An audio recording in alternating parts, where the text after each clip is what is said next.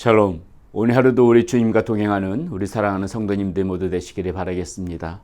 오늘 우리가 함께 나눌 하나님의 말씀은 사무엘상 26장 1절에서부터 12절까지 말씀 가지고 함께 나눕니다. 10사람이 기브아에 와서 사울에게 말하여 이르되 다윗이 광야 앞 하길라 산에 숨지 아니하였나이까 하매 사울이 일어나 10광야에서 다윗을 찾으려고 이스라엘에서 택한 사람 3,000명과 함께 10광야로 내려가서 사울이 광야 앞 하길라 산 길가에 진치니라. 다윗이 광야에 있더니 사울이 자기를 따라 광야로 들어옴을 알고 이에 다윗이 정탐꾼을 보내어 사울이 과연 이른 줄 알고 다윗이 일어나 사울이 진친 곳에 이르러 사울과 내레 아들 군사령관 아브넬이 머무는 곳에 본즉 사울이 진영 가운데 누웠고 백성은 그를 둘러 진쳤더라. 이에 다윗이 햇사람 아히멜렉과 스루야의 아들 요압의 아우 아비새에게 물어 이르되 누가 나와 더불어 진영에 내려가서 사울에게 이르겠느냐 하니 아비새가 이르되 내가 함께 가겠나이다. 다윗과 아비새가 밤에 그 백성에게 나아가 본즉 사울이 진영 가운데 누워 자고 창은 머리 곁 땅에 꽂혀 있고 아브넬과 백성들은 그를 둘러 누웠는지라. 아비새가 다윗에게 이르되 하나님이 오늘 당신의 원수들이 당신의 손에 넘기셨나이다. 그러므로 청하오니 내가 창으로 그를 찔러서 단번에 땅에 꽂게 하소서. 내가 그를 2번 찌를 것이 없으리이다 하니 다윗이 아비새에게 이르되 죽이지 말라. 누구든지 손을 들어 여호와의 기름 부음 받은 자를 치면 죄가 없겠느냐 하고 다윗이 또 이르되 여호와께서 살아계심을 두고 맹세하노니 여호와께서 그를 치시리니 혹의 죽을 날이 이르거나 또는 전장에 나가서 망하리라.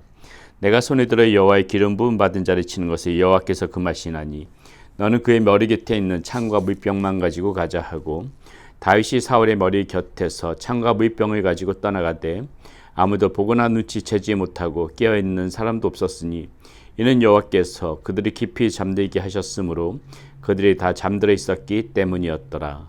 아멘. 오늘 말씀은 다윗이 사울을 다시 2번째로 살려주는 장면입니다. 전에 엔게디 광야에서 그 사울이 굴속에서 이렇게 볼일을 보러 왔었을 적에 그때 그의 겉옷자락을 베는 것으로 다윗이 사울을 이렇게 살려준 적이 있는데 오늘 보니까는 이제 다시 그 사울이 다윗을 잡으려고 이 10광야로 들어왔다가 모두 그 가운데서 잠자고 있는 사울을 지금 말씀 가운데 보니까 다윗이 자신의 부하 아비새와 같이 가서 창과 물병만 가지고 돌아오는 장면 오늘 말씀 가운데서 나오죠. 얼마든지 깊이 잠들어 있는 그 사울이 죽일 기회가 있었지만은 오늘 역시 또다시 지난번에 사울이 살려줄 때 말했던 것처럼 그가 여호와의 기름 부으심을 받은 자였기 때문에 하나님께서 그것을 다윗의 손에 보복하는 것을 금하셨기 때문에 다윗은 오늘도 그 하나님의 말씀에 순종해서 사울이 죽이지 않고 이렇게 창과 물병만이 가지고 돌아왔다는 것입니다. 자, 오늘 말씀 가운데서 우리가 한번 생각해 볼 것은 왜 이런 말이 있죠. 전투에 실패한 그런 지휘관은 용서할 수 있어도 경계에 실패한 그런 지휘관은 용서할 수 없다. 오늘 다윗과 사울의 모습을 보게 되면 그것이 극명하게 갈려지는데요. 다윗은 이런 경계에 철저하게 성공을 했던 그런 모습이 오늘 말씀 가운데 볼 수가 있습니다. 먼저 3절 4절에 보면은 사울이 다윗이 잡으러 온다는 그 소식을 경계를 확실하게 섰기 때문에 다윗은 미리 알고 있는 장면이 3절 4절에 이렇게 나오죠. 사울이 광야 앞 하길라산 길가에 진치니라. 다윗이 광야에 있더니 사울이 자기를 따라 광야로 들어옴을 알고 이에 다윗이 정탐꾼을 보내어 사울이 과연 이른 줄 알고 다윗은 철저히 경계를 섰던 것입니다. 정탐꾼까지 보내서 사울의 모든 동태를 알고 있었다는 것이죠. 경계에 성공했기 때문에 사울이 자신을 잡으려 와도 그것을 피할 수가 있었습니다. 그런데 사울은 어땠을까요? 사울은 완전히 경계에 지금 실패한 모습이 나오는데 그것이 7절에 이렇게 적나라하게 나오죠. 다윗과 아비새가 밤에 그 백성에게 나아가 본즉 사울이 진영 가운데 누워 자고 창은 머리 곁 땅에 꽂혀 있고 아브넬과 백성들은 그를 둘러 누웠는지라. 지금 사울뿐만이 아니라 그를 지키는 그 수하장수 아브넬 백성들 모두가 지금 다 누워서 자고 있는 모습입니다. 밤중에 나와서 누구 하나 경계에 서는 사람 없이 지금 다 잠들어 있는 모습. 오늘 이 다윗과 사울이 경계에 서는 모습 가운데서 극명하게 그 모습이 갈라진다는 것이죠.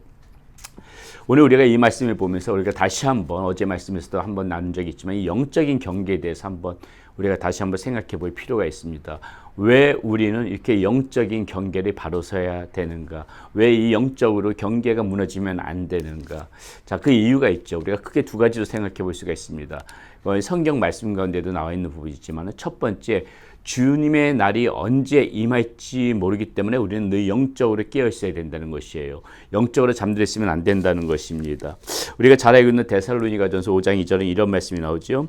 주의 날이 언제 임할지 주의 날이 도둑같이 이를 줄을 너희 자신이 자세히 알기 때문이다. 이렇게 이야기하고 있어요. 주의 날이 언제 도둑같이 임할지 모른다는 것이죠. 그래서 우리는 무엇을 해야 되는 것입니까? 언제 임할지 모르기 때문에 준비하고 있어야 된다는 것이죠. 영적으로 깨어 있어야 된다는 것이죠. 우리가 여의처녀 비유에서도 볼 수가 있듯이 그 등불에 기름을 준비하지 못해서 떠나갔던 그 5여인과 같이 되면 안 된다는 것입니다. 늘 만반의 준비를 하고 있어야 된다는 것이에요. 그래야 주님 맞이 준비가 항상 우리는 하고 있어야 된다는 것이죠. 영적으로 잠들어 버리면 영적으로 깨어있지 못하고 실패하게 되면은 주님의 날이 도적같이 임할 때 그때 우리는 그 기름을 준비하지 못한 그런 5처녀처럼 된다는 것입니다. 기름을 준비한 이 여의처녀 그리고 이 영적으로 깨어 있어야 된다는 거 다 무엇이에요? 주님을 언제든지 맞이할 준비를 갖추고 살아가는 그런 인생이냐? 우리가 그것을 오늘 말씀 가운데서도 다시 한번 우리가 생각해 봐야 된다는 것입니다. 또 우리가 왜 영적으로 잠들면 안 될까요? 두 번째 이유가 있죠. 그것은 무엇입니까? 오늘 이 사울이 다윗을 노리는 것처럼 원수 마귀가 항상 우리 영혼을 호시탐탐 노리고 있기 때문에 그렇습니다. 요한복음 10장 10절에서는 이런 말씀이 나오죠. 도둑이 오는 것은 도둑질하고 죽이고 멸망시키려는 것뿐이요 내가 온 것은 양으로 생명을 얻게 하고 더 풍성히 얻게 하려는 것이다. 예, 도둑은 호시탐탐, 이 우는 사자와 같이 우리들을 멸망시키기 위해서 그 기회를 노린다는 것입니다. 이 계속해서 우리들이 지금 침범하려고 하고 있기 때문에 우리가 영적으로 깨어 있어야 된다는 것이죠.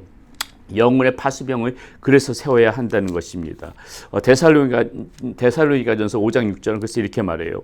그러므로 우리는 다른 이들과 같이 자지 말고 오직 깨어 근신할지라. 오직 깨어 근신할지라. 자, 영혼의 이 파수꾼을 세운다는 것이 무엇이라고요? 근신해야 된다는 것입니다. 근신이 무엇이에요? 근신이 방탕함에 빠지지 않도록 그렇게 자기 자신을 절제할 줄 알아야 되는 것이고, 영혼의 파수병을 세운다는 것이 무엇입니까? 이 신앙생활에 열심히 해야 된다는 것이죠. 우리가 주일 예배를 드린 것으로만 만족하지 않고 금요 성령 집회도 나와서 열심히 부르짖어 기도하고 또 시간이 되어지실 때 새벽 기도에도 나오고 항상 이 신앙에 열심히 이 영혼을 지키기 위한 파수병들을 우리가 굳건히 세워야만이 우리가 그 도적들에게 멸망당하지 않고 호시탐탐 우리들의 영혼의 그 노리는 그 사단의 세력에 우리가 굴복되어지지 않고 지지 않을 수 있다는 것입니다. 그래서 이 영혼의 이 느껴 있도록 파수병을 지켜야 된다는 거, 그거 굉장히 중요하다는 거 마지막으로 말씀드리고, 자, 우리가 마지막으로 하나 더 볼 수 있는 것이 무엇이 있습니까?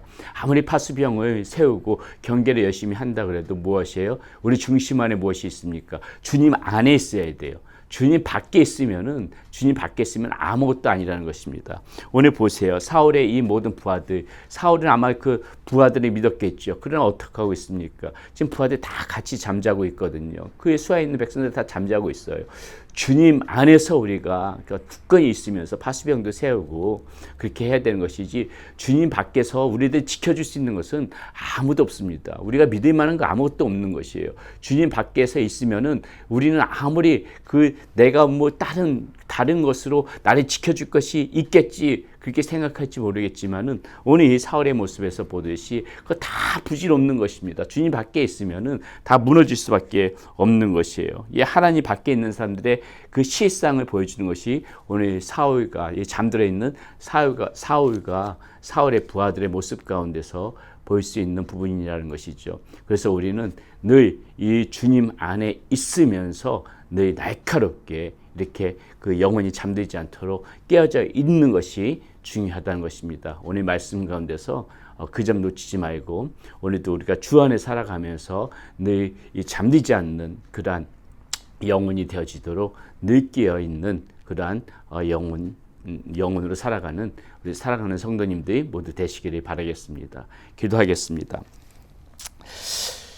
살아계신 아버지 하나님, 오늘 이 다윗과 사울이 경계에 실패하고 경계에 성공하는 모습을 보면서 우리의 영혼을 지키는 것이 왜 중요한지 다시 한번 깨달아 알게 됩니다. 주의 날이 언제 임할지 모르기 때문에 우리는 늘 깨어 있어야 하고, 또 이 도둑이 우리를 멸망시키려고, 우리의 영혼을 파괴시키려고 이 사단마귀가 언제든지 호시탐탐 우리를 노리고 있다는 것을 알기에 우리는 영적으로 깨어있을 그 필요를 다시 한번 오늘 말씀을 통해서 보게 됩니다. 영혼의 파수꾼을 바로 세우며 살아가는 우리의 모습이 되어지게 하여 주시고, 무엇보다도 주 안에서 그렇게 다른 것 의지하지 말고 주 안에서 그렇게 영혼을 바로 세워나갈 수 있는 우리의 모습 되어지게 하여 주시옵소서. 우리 주 예수 그리스도의 이름으로 감사하며 기도드렸습니다. 아멘.